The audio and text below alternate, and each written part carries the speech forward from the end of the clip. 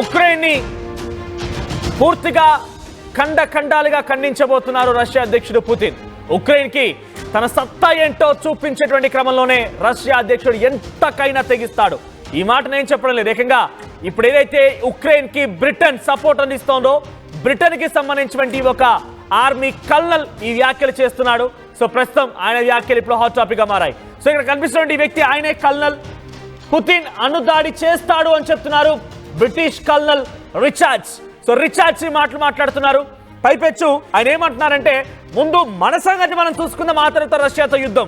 So మీకు అందరికీ తెలిసిందే, 3 ఏళ్లుగా ఉక్రెయిన్ పైన రష్యా యుద్ధం కొనసాగిస్తూనే ఉంది. యుక్రెయిన్ కూడా ఏమాత్రం తగ్గడం లేదు, అంతకంతకి జవాబు చెప్తూనే ఉంది.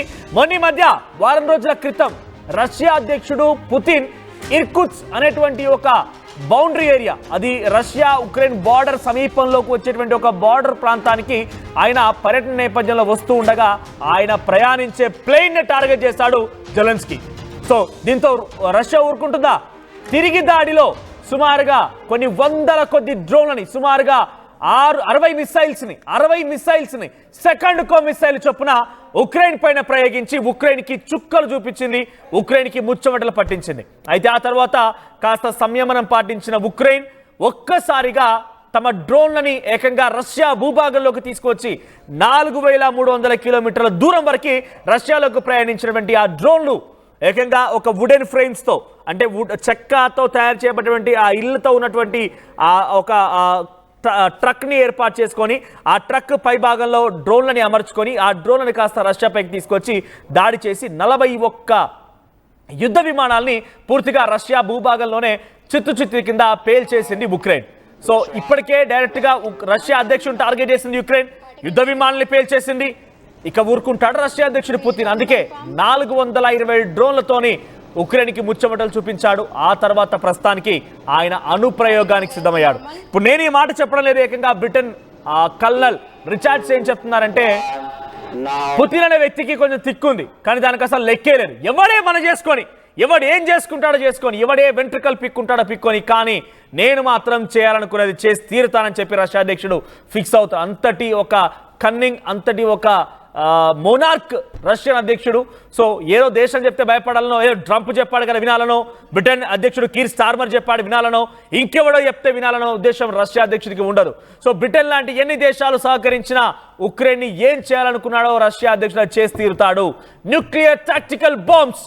సో న్యూక్లియర్ టాక్టికల్ బాంబ్స్ ని కనుక ప్రయోగించాల్సి వస్తే ఏం జరుగుతుందో తెలుసా? డెఫినెట్ గా ఉక్రెయిన్ అనేది కనీసం ఇక ప్రపంచ మ్యాప్లో లేకుండా పోతుంది. అటువంటి ఒక న్యూక్లియర్ టాక్టికల్ బాంబ్స్, అంటే న్యూక్లియర్ బాంబ్ అనేది చాలా పెద్దది. సో దాంట్లోనే చిన్న న్యూక్లియర్ బాంబ్స్ టాక్టికల్ అనే పదంతో వాడుతూ ఉంటారు. సో టాక్టికల్ న్యూక్లియర్ బాంబ్స్ ప్రయోగించి ఉక్రెయిన్ ని అంతమొందించాలని లక్ష్యంతో రష్యా అధ్యక్షుడున్నాడు.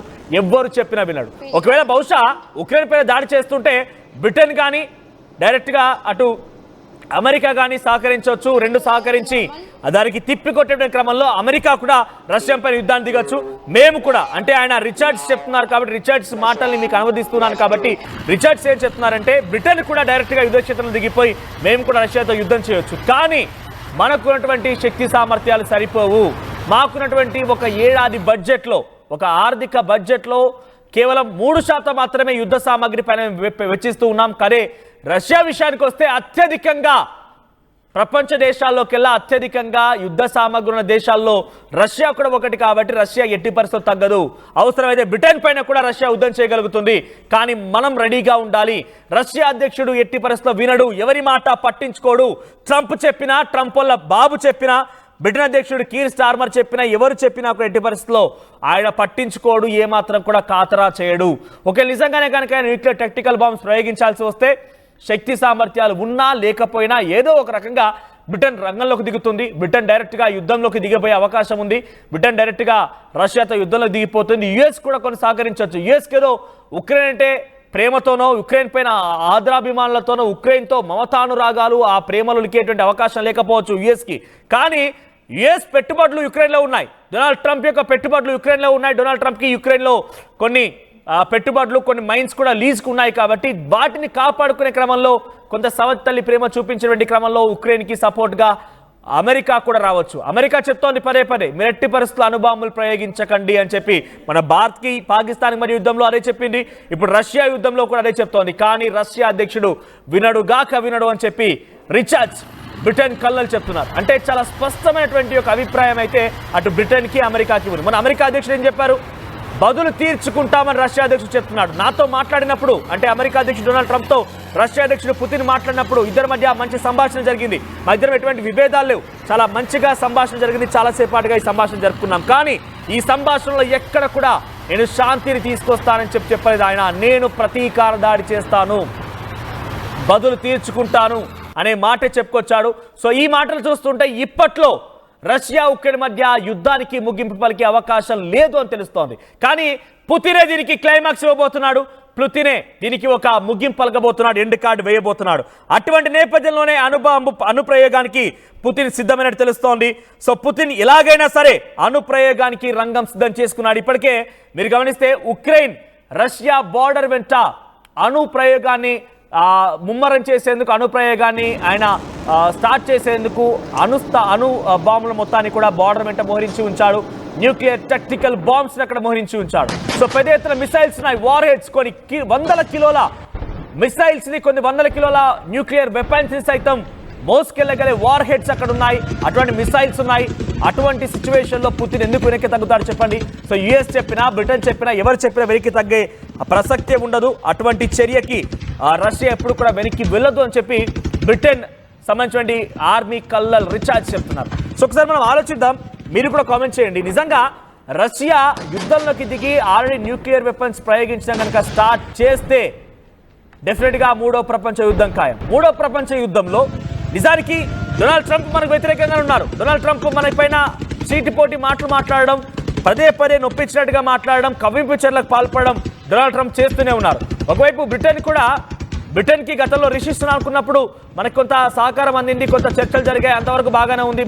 మన భారత సంతతి వ్యక్తి అని చెప్పి చాలా గర్వంగా చెప్పుకున్నాం. కానీ కీ స్టార్మర్ వచ్చిన తర్వాత ఆయన కొంత మనపై డైరెక్ట్గా అటాక్ ఇవ్వకపోయినప్పటికీ ఇండైరెక్ట్గా ఏదో రకమైన సహాయ సహకారం అందిస్తూనే ఉన్నారు. కాబట్టి రేపటి రోజున మూడో ప్రపంచ యుద్ధం వస్తే భారత్ ఎవరి వైపు నిలబడాలి? సో భారతదేశం ఎవరి వైపు నిలబడితే బాగుంటుంది?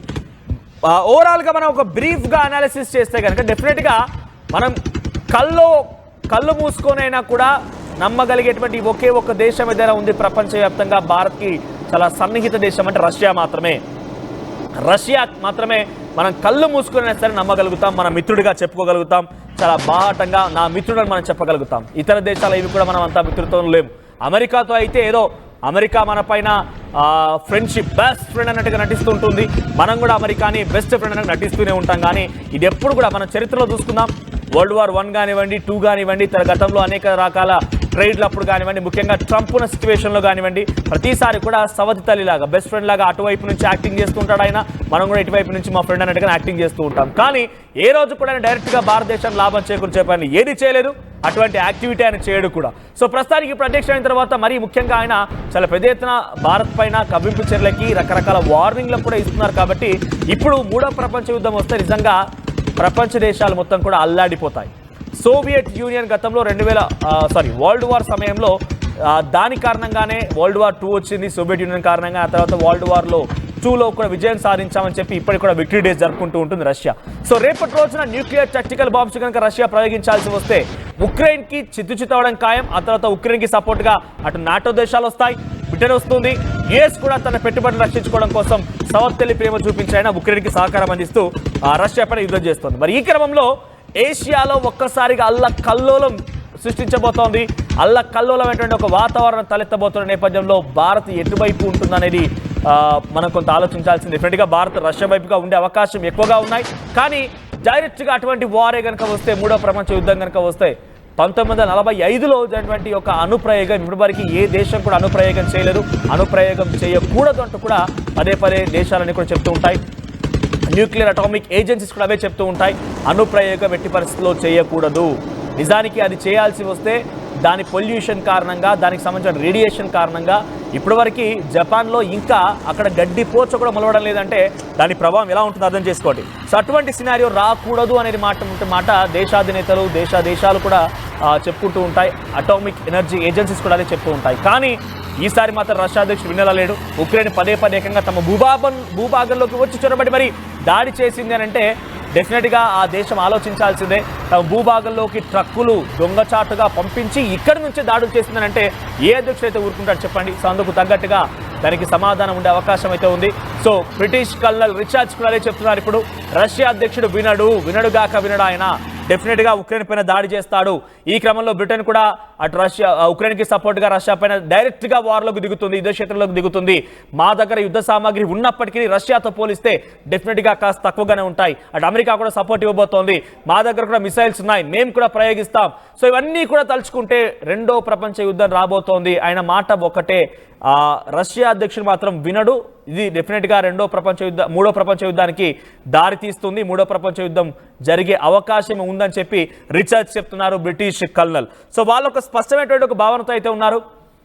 రష్యా అధ్యక్షుడు వినడు కాబట్టి మేము ఉక్రెయిన్కి సపోర్ట్ చేస్తాం. మొన్న మధ్య బ్రిటన్ అధ్యక్షుడు కీర్ స్టార్మర్ ఒక మాట ఏం చెప్పుకొచ్చారంటే 350 మిలియన్ పౌండ్లు నేను వెచ్చించి ఉక్రెయిన్ కోసం లక్షల కొలది డ్రోన్లు పంపిస్తా, ఇంకా రష్యా పైన దాడి చేయడానికి పంపిస్తా. రష్యా లాంటి దేశం తిప్పి కొట్టి ఉక్రెయిన్ పైన దాడి చేస్తే దాన్ని ఎదుర్కోవడం కోసమైనా కూడా ఉక్రెయిన్ దగ్గర కొంత బలం ఉండాలి, కాబట్టి ఆ బలాన్ని నేను సమకూరుస్తాను మాట్లాడుకొచ్చాడు.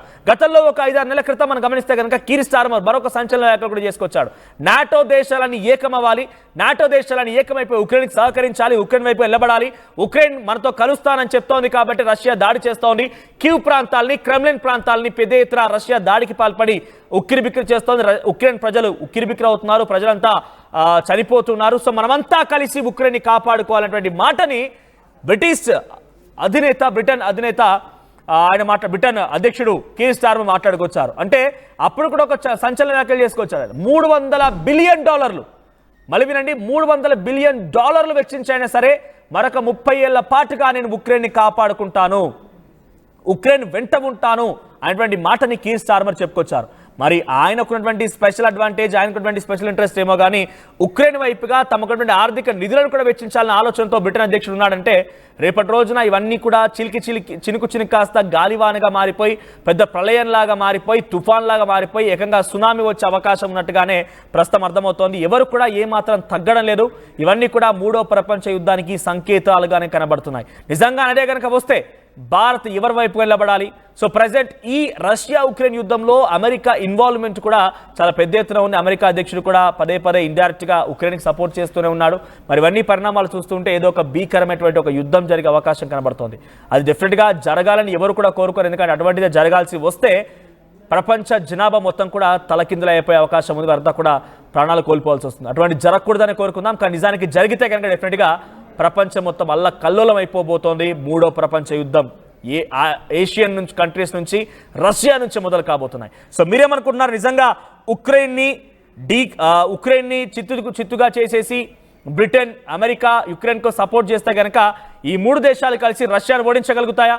రష్యాను ఓడించగల సామర్థ్యం అటు ఉక్రెయిన్కి బ్రిటన్, అమెరికా సహకారంతో ఉంటుందా? మీ అభిప్రాయం ఏంటి? కామెంట్ చేసే ప్రయత్నం చేయండి.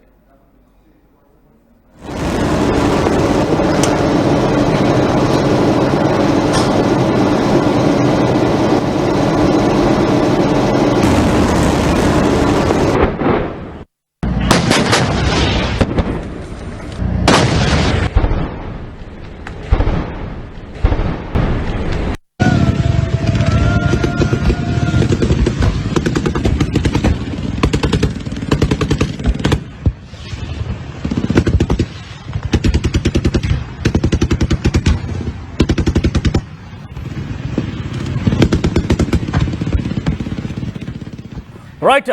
సో రష్యాని నిజంగా ఉక్రెయిన్ ఎదుర్కోగలుగుతుందా? నిజంగా జెలెన్స్కీ రష్యా అధ్యక్షుడు పుతిన్ని ఓడించగలుగుతా అందరి సామర్థ్యం ఉంటుందా? సార్ మీరు కామెంట్ చేయండి. కొంతమంది ఇక్కడ కామెంట్ చేశారు, ఆల్రెడీ చంద్రాని కామెంట్ చేశారు, భారత్ మద్దతు రష్యాకే ఉండాలని చెప్పి కామెంట్ చేశారు ఆయన. అయితే మరొకరు కిట్టు టెక్ అంట పుతిన్కే సపోర్ట్ ఇవ్వాలని చెప్పి ఇంకొకరు కామెంట్ చేశారు. సో బలహీనుని వైపు ఉండాలి, బలవంతుని వైపు ఉండకూడదు, ఇది నా అభిప్రాయం అని ఇంకొకరు కామెంట్ చేశారు. ఇక్కడ బలహీనుడు బలవంతుడు అనే విషయం పక్కన పెడితే ఉక్రెయిన్ ఏకంగా రష్యా అధ్యక్షుడినే టార్గెట్ చేసే విధంగా తను వెళ్తున్నటువంటి ఆ ప్లేన్నే డ్రోన్తో దాడి చేసి హతమార్చే విధంగా ప్లాన్ చేస్తుందంటే ఇక్కడ బలహీనుడు ఎవరు బలవంతుడు ఎవరు అర్థం చేసుకోవాలి. సో ఇక్కడ ఉక్రెయిన్ మనం బలహీనుడిగా చూడలేం, ఎందుకంటే బ్రిటన్ $300 మిలియన్ ఖర్చు చేయడానికి సిద్ధంగా ఉంది. అటు అమెరికా అధ్యక్షుడు డొనాల్డ్ ట్రంప్ కూడా ఇండైరెక్ట్గా ఉక్రెయిన్ సపోర్ట్ చేస్తున్నాడు. ఇక్కడ బలహీనుడిగా మనం ఉక్రెయిన్ని చూడలేం. ఒక రకంగా ఇద్దరు కూడా సరిసమానంగా పోరాడుతున్న వాళ్ళే. ఇంకొక పెచ్చు రష్యా ఒంటరిగా పోరాడుతుంది, ఎవరికి సపోర్ట్ అవసరం లేదు, రష్యా ఎవరి మాట చెప్పిన వినడానికి సిద్ధంగా లేదు. కానీ ఉక్రెయిన్ మాత్రం బ్రిటన్ సహకారం తీసుకుంటుంది, బ్రిటన్ చెప్పిన మాటలు వింటుంది, ఆ అమెరికా అధ్యక్షుడు చెప్పే మాటలు వింటుంది. ఏదో ఒక రకంగా రష్యాని ఓడించాలి, రష్యాని ఢీకొనాలి, రష్యాని కొంత ఇబ్బందుల గురించాలని ఒక దురాలోచనతోనే ముందుకు వెళ్తోంది. సో ప్రస్తుతానికి నాటో దేశాల్లో కలవకూడదు కాబట్టే రష్యా మొదటి నుంచి కూడా ఈ యుద్ధానికి తెరదీసింది. 3 ఏళ్ల పాటుగా యుద్ధం కొనసాగుతూనే ఉంది, ఇంకా యుద్ధం కొనసాగే అవకాశం ఉంటుంది. సో రేపటి రోజున చినుకు చినుకు కాస్త గాలివానగా మారిపోయి తుఫాను, గాలి బీభత్సాలు, ఆఖరి కోసం సునామీగా మారిపోయినట్టుగా రష్యా ఉక్రెయిన్ మరి యుద్ధం ఒక సునామీగా మారే అవకాశాలు ఎక్కువగా ఉన్నాయి. రష్యా అధ్యక్షుడు మాత్రం ఎట్టి పరిస్థితుల్లో వినడు అనేటువంటి ఒక స్పష్టమైనటువంటి భావనలోనే ఇటు బ్రిటన్ అధికారులు కానివ్వండి, బ్రిటన్ అధ్యక్షుడు కానివ్వండి, డొనాల్డ్ ట్రంప్ అయితే ఉన్నారు. వారిద్దరికీ తెలుసు రష్యా అధ్యక్షుడు వినడు, ఎవరేం చెప్పినా పట్టించుకోడు, ఇంటర్నేషనల్ ఇష్యూస్లో ఆయన ప్రమేయమే ఉండదు. కానీ ఆయన వరకు వస్తే మాత్రం డెఫినెట్గా దానికి తగ్గట్టుగా సమాధానం చెప్తాడు అనేటువంటి ఒక భావన అయితే మనందరిలో కూడా ఉంది. సో భారతదేశం భగవద్గీత శ్యాము గుండు అంటే ఎవరో కామెంట్ చేశారు, ధర్మం వైపు ఉండాలని చెప్తున్నారు. ఎస్, ధర్మం ఎవరి వైపు ఉండాలి అనేది ఇప్పుడు ధర్మం మీరు చెప్పండి. పోనీ రష్యా ఉక్రెయిన్లో అసలు ధర్మం ఎవరి వైపు ఉంది మీరు కామెంట్ చేయండి ఒకసారి. So India has to support Russia.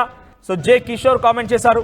So వీళ్ళంతా కూడా ఇండియా రష్యాకి, నేను అదే చెప్తున్నాను, రష్యా అనే దేశం భారతదేశానికి చాలా సన్నిహిత సోదర భావంతో దేశం. కళ్ళు మూసుకునైనా సరే మనం ఒక దేశాన్ని నమ్మగలుగుతామని అంటే కేవలం రష్యాని మాత్రమే. రష్యాని మాత్రం నమ్మగలుగుతాం, రష్యాని మాత్రం నమ్మాలి కూడా. ఇతర దేశాలు ఏవి కూడా గతంలో మనకు సహకరించవు కూడా. డొనాల్డ్ ట్రంప్ అయితే ఎప్పుడు చూసినా భారతదేశం ప్రజలు మంచివాళ్ళు, మోదీ మంచివాడని చెప్పి మన పైన నటిస్తూ ఉంటాడు. మనం కూడా అదే రకంగా నటించాలి తప్ప రష్యాతో ఉన్నటువంటి స్నేహాన్ని మనం అమెరికాతో కూడా కంటిన్యూ చేస్తామంటే ఎట్టి పరిస్థితుల్లో అది తగదు కూడా. ఇక్కడ ఉప్పుటూరి శ్రీనివాస్, రష్యాకి భారతదేశం సపోర్ట్ చేయాలి. ఎస్, రష్యాకి భారతదేశం సపోర్ట్ చేయాలని కామెంట్ చేశారు శ్రీనివాస్. ఇక మళ్ళీ భారతదేశం భగవద్గీత శ్యామ్ గుండు ఆయన ఏం చెప్పారంటే, అక్కడ కావాల్సింది బలహీనుడు బలవంతుడు కాదు, ధర్మం ఉంటుందా ఆడే ఉండాలి. So India has to support Russia అని సిద్ధు ముదసాని కామెంట్ చేస్తున్నారు. ఇక Venkatraju, India is in dharma side. Yes, India is in dharma side అట. సో న్యాయం ఎవరి వైపుగా ఉంటుందో అటువైపుగానే ఇండియా ఉంటుందనేది మీ అభిప్రాయంగా ఉంది. సో పుతిన్ని హీరోగా అభివర్ణిస్తూ బీపీ GYT 999+. సో మీ పేరుంది అర్థం కాలేదు, సో ఇంట్రెస్టింగ్గా ఉంది. సో పుతిన్ని హీరో అంటున్నారు. సో ఇప్పుడు వాళ్ళు చెప్తున్నదే. ఇప్పుడు నేను అంతా ఓవరాల్గా చెప్పాల్సింది ఏంటంటే, బ్రిటన్ అధికారి, ఆర్మీ అధికారి ఒకరు ఏం చెప్తున్నారంటే, రష్యా అధ్యక్షుడు ఎట్టి పరిస్థితుల్లో వినడు, ఆయన కొంచెం తిక్క, డెఫినెట్గా అణుబాంబును ప్రయోగిస్తాడు, మనమంతా సిద్ధంగా ఉండాలని వారంతా భావిస్తున్నారు. రష్యా అధ్యక్షుడు అంటే ఒక రకంగా ఇండైరెక్ట్గా వాళ్ళు భయపడుతూనే ఉన్నారు. సో ఇది మన రష్యాని పొగడడం కోసమో, రష్యా గురించి చాటి చెప్పడం కోసం మన ఉద్దేశం కాదు, కానీ వాళ్ళంతా అలా భావిస్తూ ఉన్నారు. ఆ విషయాన్ని మీకు చెప్పే ఉద్దేశం ఇక్కడ కూడా. సో ఇక్కడ India is in dharma side అంటూ వెంకట్రాజు చెప్తున్నారు. ప్రో నరేందర్ గేమర్ అంట, దశకి భారత్ సపోర్ట్ చేయాలి. సో తర్వాత బలం లేని కాదు, న్యాయం రష్యా వైపు ఉంది, మనం నమ్మకమైన మిత్రుడు కూడా రష్యానే. So every time India supported Russia అంట వెల్ది శ్రీనివాస్ కామెంట్ చేశారు. ఇక రష్యా టాప్ అంట ఆంధ్ర రియల్ ఎస్టేట్. నిజంగా అంటే నేను అదే చెప్తున్నాను, మనకు ఈ మధ్య కాలంలో యుద్ధంకి సంబంధించి S-400 అందించింది కూడా రష్యానే. ఈరోజు భారతీయ ప్రజలు కొంత సేఫ్గా ఉన్నారు, పాకిస్తాన్ చేసిన దాడిని తిప్పికొట్టగలిగామనంటే దానికి కారణం S-400 మనకు అందించింది ఒప్పందంలో భాగంగా రష్యానే. సో రష్యానే మన మిత్ర దేశం, కేవలం మనల్ని కాపాడేందుకే కాదు, ప్రతిసారి కూడా ఏదో రకంగా సహాయ సహకారం అందిస్తూనే ఉంటున్నాం. రష్యాకి డెఫినెట్గా భారత్ సపోర్ట్ అనేది అటు నైతికంగా ఉంటుంది, మానసికంగా ఉంటుంది, కానీ డైరెక్ట్గా యుద్ధ క్షేత్రంలోకి దిగుతారా అనేది మాత్రం ఆ రోజున దేశ పరిణామాలు లేకుండా మన ఆర్మీ పర్సనల్స్ కానివ్వండి, ప్రభుత్వం ఎటువంటి నిర్ణయం తీసుకుంటారో చూడాలి. So confirm we are with Russia అని చెప్పి వేద బాలకృష్ణ కామెంట్ చేశారు. రష్యాకి సపోర్ట్ చేయాలని చెప్పి ఆంధ్ర రియల్ ఎస్టేట్ చెప్తున్నారు. ఇక Venkata Sai Kumar I'm with Russia అంటున్నారు. ఇక పాత స్నేహితులను వదులుకోకూడదు, రష్యా వైపుగా న్యాయం ఉందని చెప్పి ఎస్కే వాజిఫ్ అంటున్నారు. కోట్ర సురేష్, ఉక్రెయిన్ చిన్న దేశం, ఉక్రెయిన్ వైపే న్యాయం ఉందట. నిజానికి ఉక్రెయిన్ వైపు న్యాయం ఉందని మీరు అంటున్నారు కోట్ర సురేష్ గారు. అంటే మొన్న మధ్య ఒక వారం రోజుల క్రితం జరిగిన సంఘటన మీకు చెప్పాలనుకుంటున్నాను నేను. డైరెక్ట్గా రష్యా అధ్యక్షుడు పుతిన్ వెళ్తున్నటువంటి ఒక విమానాన్ని టార్గెట్ చేసి డ్రోన్ ప్రయోగించింది ఉక్రెయిన్. ఇప్పుడు చెప్పండి, ఉక్రెయిన్ మనం చిన్న దేశంగా భావించాలా? ఉక్రెయిన్కి బ్రిటన్ 350 పౌండ్లతో లక్షల కొద్ది డ్రోన్లను ఇవ్వడానికి బ్రిటన్ సిద్ధమైంది. అంటే వారి దగ్గర శక్తి లేకపోయినా బ్రిటన్ వాళ్ళకి సహకారం అందిస్తోంది. సో మీకు వదిలేస్తున్నాను, మీరు ఎటువంటి నిర్ణయం తీసుకుంటారు, మీ అభిప్రాయం ఏంటంటే మీకు వదిలేస్తున్నాను. కాకపోతే జరిగేటువంటి వాస్తవాలు మీకు చెప్పే ప్రయత్నం చేస్తున్నా. అమెరికా అటు ఉక్రెయిన్ సపోర్ట్ చేస్తోంది, అటు రష్యా సపోర్ట్ రష్యా ఒంటరిగానే ఉంది, కానీ ఉక్రెయిన్కి బ్రిటన్ సపోర్ట్ ఉంది, అమెరికా సపోర్ట్ ఉంది. ఇప్పుడు చిన్న దేశం ఎవరో మీరు చెప్పండి. So Venkatraju India shall stand to Russia ధర్మ అంటున్నారు. ఆర్ నరసింహులు రష్యాకి సపోర్ట్ చేయాలంటున్నారు. నాగమల్లేశ్వరరావు రష్యా అంటున్నారు, రష్యా అని మన మిత్రులు అంటున్నారు. జెలెన్స్కీకి ఏ మాత్రం బ్రెయిన్ ఉన్నా వెళ్ళి పుతిన్ని వేడుకొని కాంప్రమైజ్కి రావాలి, వరల్డ్ విల్ బి సేఫ్ అట. సిద్ధార్థ విశ్వనాథ్ నిజంగానే మీరు అంటూ నిజమే, ఏదో ఒక రకంగా సీజ్ ఫర్ అండర్స్టాండింగ్ అనేది జరగాల్సిందే. ఇప్పుడు భారత్ పాకిస్తాన్ మధ్య కూడా మనం భారత్ పాకిస్తాన్ యుద్ధాన్ని రష్యా ఉక్రెయిన్ యుద్ధంతో పోల్చాల్సిన అవసరం లేదు. మనదేమో మన సైనికులపై దాడి చేయడాలు, మన పార్లమెంట్ పైన దాడి చేయడం ప్రతిసారి ఉగ్రవాద చర్యకు పాల్పడుతోంది. కాబట్టి ఆ ఉగ్రవాదులకి బుద్ధి చెప్పే క్రమంలో మనం ఆపరేషన్ సింధూర్ చేపట్టాం, మనం పోల్చకూడదు. కానీ ఇక్కడ నేను చెప్పేది ఏంటంటే సీజ్ ఫర్ అండర్స్టాండింగ్ అనేది కొనసాగింది కాబట్టి ఇరువైపుల నుంచి దాడులు ఆగాయి. కొంత ప్రజెంట్ సిచ్యువేషన్ అయితే కంట్రోల్లో ఉంది. అణుచర్య అక్కడ అటువైపు నుంచి ఉగ్రచర్య ఏది జరిగినా కూడా యుద్ధంగానే భావిస్తామని చెప్పి భారత ప్రభుత్వం చెప్పింది. ప్రస్తుతానికి అప్పటి నుంచి కొంత ఉగ్రవాద చర్యలని కొంత సైలెంట్గా ఉండిపోయి వాళ్ళ వైపు నుంచి ప్లాన్లు వేస్తే వేయొచ్చు, దాన్ని భారత ప్రభుత్వం తిప్పుకోవడానికి సిద్ధంగా ఉంది, మన ఆర్మీ సిద్ధంగా ఉంది. కానీ దాన్ని మాత్రం మనం ఇప్పుడు సీజ్ ఫర్ అండర్స్టాండింగ్ నేపథ్యంలో ఇరు దేశాల ప్రజలు మాత్రం సేఫ్గా ఉంచగలిగాం. సో మీరు చెప్తున్నట్టుగా, ఎవరు ఇందాక చెప్పినట్టుగా సిద్ధార్థ విశ్వనాథ్ చెప్పినట్టుగా జెలెన్స్కీ రష్యాతో అండర్స్టాండింగ్కి వెళ్ళి కంట్రోల్లోకి వస్తే తప్ప ప్రపంచం అనేది సేఫ్గా ఉండదు అని చెప్తున్నారు ఆయన. సో మొన్న ఈ మధ్య టర్కీలో కూడా ఇరు దేశాల మధ్య ఒప్పందం కోసం జరిగింది, కానీ కేవలం కొన్ని నిమిషాలు మాత్రమే, ఎవరు వినలేదు. ఉక్రెయిన్ ఏమంటోంది, నాకు బ్రిటన్ సపోర్ట్ ఉందని విర్రవీగుతోంది ఉక్రెయిన్. రష్యా ఒంటరిగా అయినా పర్వాలేదు, నేను ఉక్రెయిన్ మాత్రం ఎట్టి పరిస్థితుల్లో వదిలిపెట్టే ప్రసక్తి లేదని రష్యా చాలా కరాఖండి చెప్తోంది. సో ఎవరు వినడం లేదు కాబట్టి ఇది ఎప్పుడప్పుడే శాంతి చర్చలు, శాంతి అనే మాటే ఉండదు ఇరు దేశాల మధ్య. So CVA Varma I support Russia అంటున్నారు. Russia versus Ukraine war, Russia versus NATO war. Yes exactly, Anil చెప్తున్నారు ఇది రష్యా వర్సెస్ ఉక్రెయిన్ వార్ కాదు, రష్యా వర్సెస్ నాటో వార్. ఇంకా ఉక్రెయిన్ నాటో దేశాల్లో సంపూర్ణంగా కలవలేదు కాబట్టి డెఫినెట్గా ఉక్రెయిన్ వార్గానే భావించాలి. ఫెమిలియర్గా ఉక్రెయిన్ వార్ అంటే అర్థమవుతుంది కాబట్టి మనం ఉక్రెయిన్ వార్గానే చూడాలి. సో రష్యాకి భారత్ సపోర్ట్ చేస్తోంది, భారత్కి ఎప్పటికీ రష్యా అనే మిత్రదేశం అంటూ ర్యామ్స్ కామెంట్ చేశారు. ఇంకా మీరు కామెంట్ చేయండి. నిజానికి ఇక్కడ శత్రువులు ఎవరు మిత్రులని పక్కన పెడితే ఈ యుద్ధంలో భారత్ ఎవరి వైపుగా నిలబడాలి, ఎవరి వైపుగా ఉండాలి, అటువంటి సినారియో వస్తే మూడో ప్రపంచ యుద్ధం కనుక జరగాల్సి వస్తే మాత్రం డెఫినెట్గా ప్రపంచం అయితే అల్లకల్లోలంగా మారే అవకాశం అయితే ఉంది. సో మీ కామెంట్స్ కంటిన్యూ చేయండి.